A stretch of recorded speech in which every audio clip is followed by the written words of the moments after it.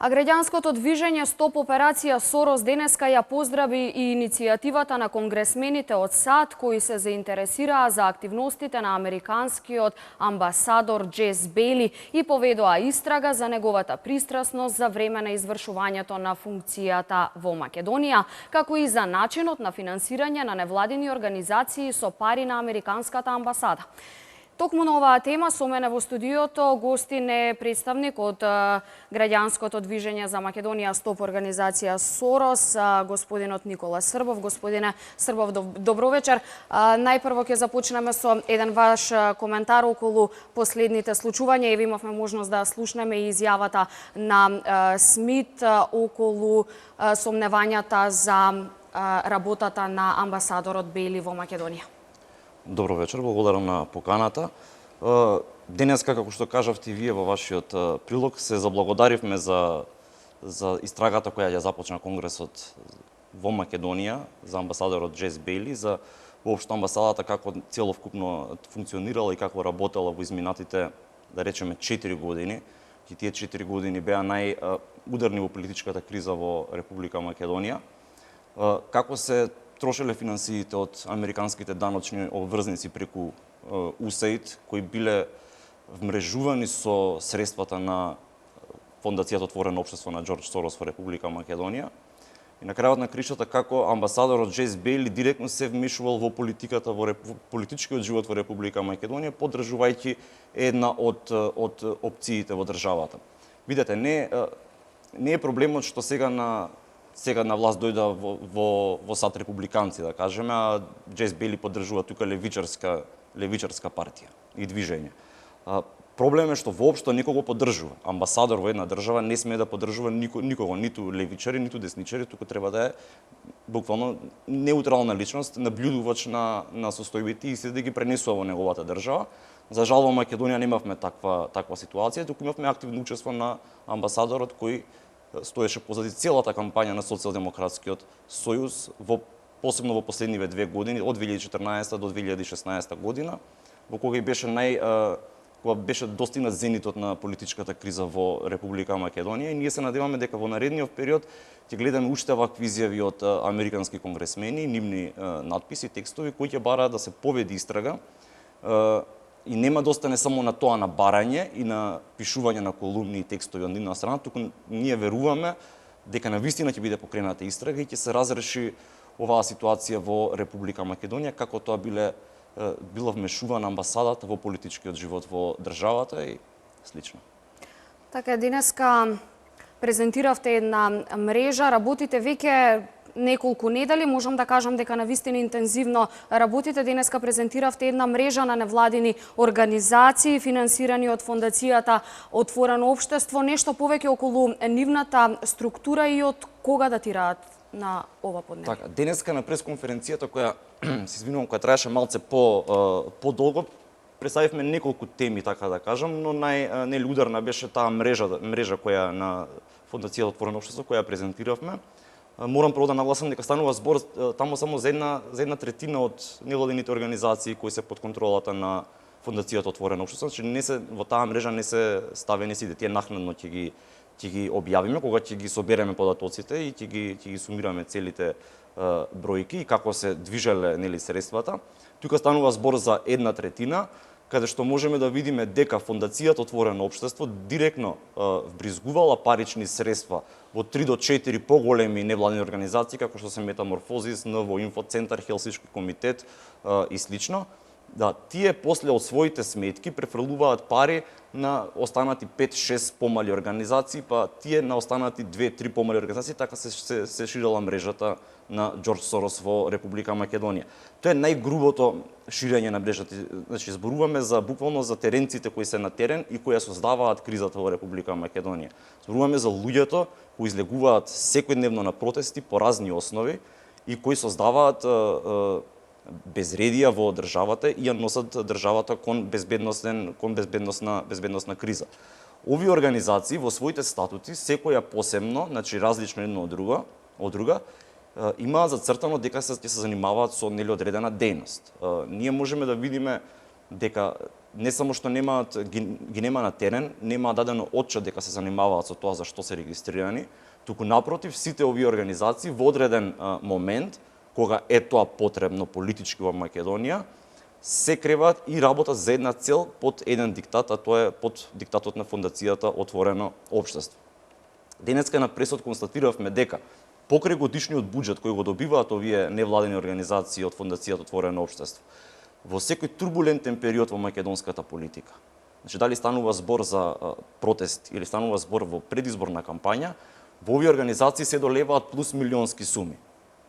Тоа е многу индикативно. 2014 година, периодот пред да имаме парламентарни избори, покрај годишниот буџет се вбризгани плюс милионски суми на сметките на овие организации.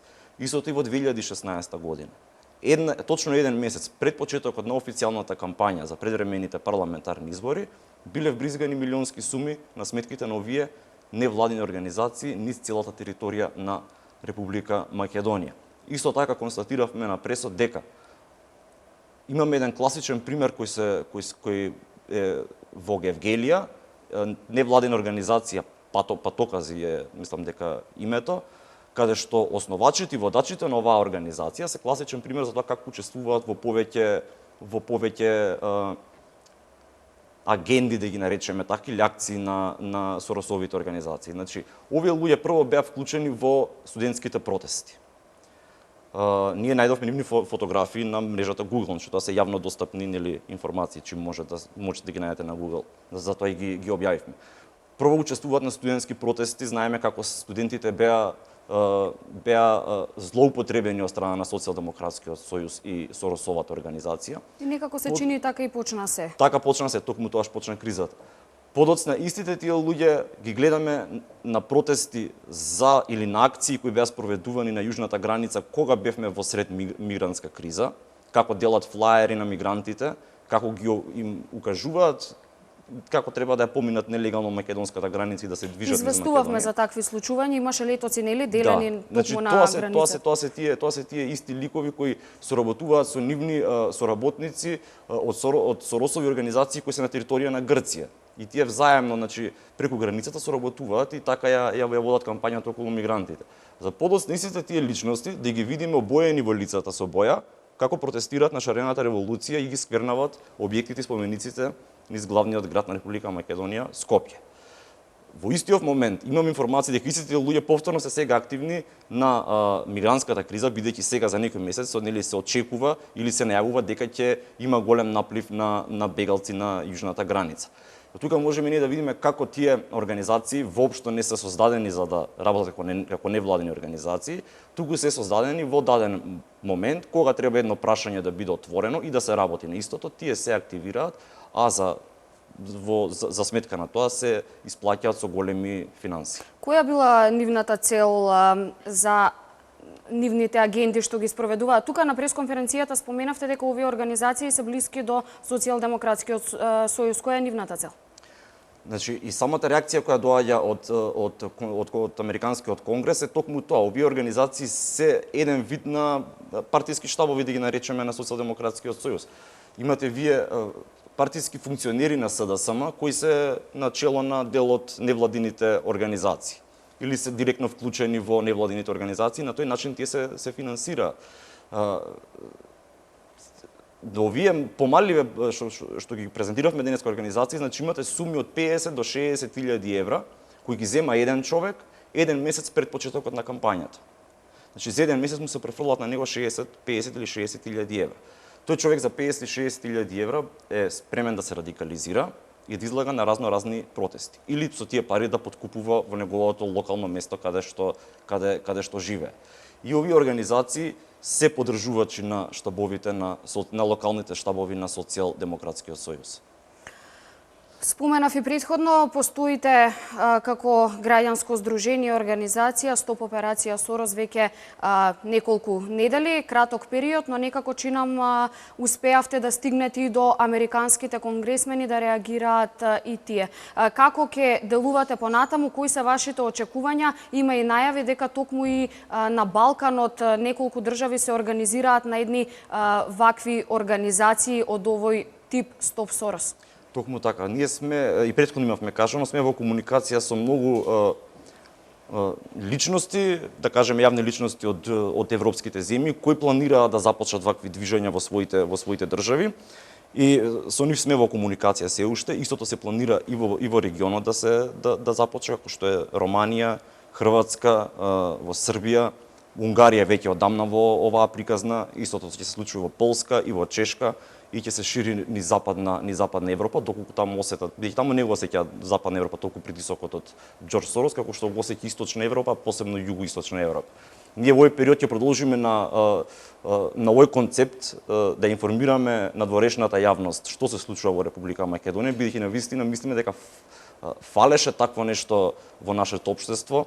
Меѓународната заедница и јавност добива само една слика, само една страна од паричката може да видат, а тоа е сликата која им се пласираше од невладините организации на Сорос и нивните членови кои имаат врски, да речеме, во Европскиот парламент, во Европската администрација, додека за оваа слика воопшто не беа ни запознаени. И мислиме дека многу е поважно ние надвор да информираме јавноста што се случува во Македонија, отколку сега тука во моментот во државава нешто да преземеме нешто конкретно и големо. А тоа секако не се исклучува, ќе биде преземено, но со текот на времето ќе бидете известени за тие акции. Така, ги следиме и понатаму вашите активности. Ви благодарам, господине Србов, за гостувањето во вестите на телевизија Нова. Се надевам дека малку ги прочепкавме подетално оние теми за денешната пресконференција, но и за вашите идни планови. Ви благодарам уште еднаш.